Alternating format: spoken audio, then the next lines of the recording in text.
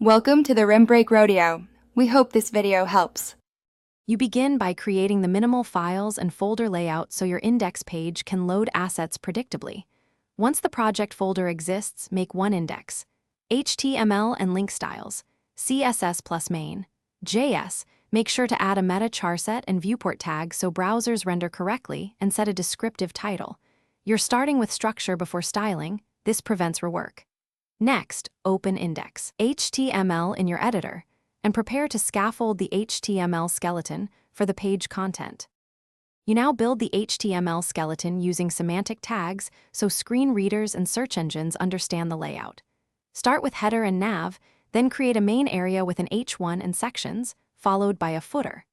Once done, add placeholder content to verify spacing and responsive behavior. Make sure to link styles: CSS in head and defer or place main, JS before /body so scripts run after DOM loads. Test locally in a browser and adjust layout breakpoints as needed. You finish by applying styles and scripting to make the index page usable and polished.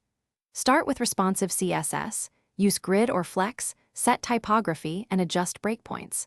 Then add interactive features in main, JS, and include area attributes for accessibility so users can navigate easily. Once satisfied, build and deploy to your host, then verify the page returns 200 OK and looks right on mobile. If elements overlap or scripts fail, check console errors and confirm file paths. Most issues are path or load order related. Thanks for watching. Consider subscribing if we helped you.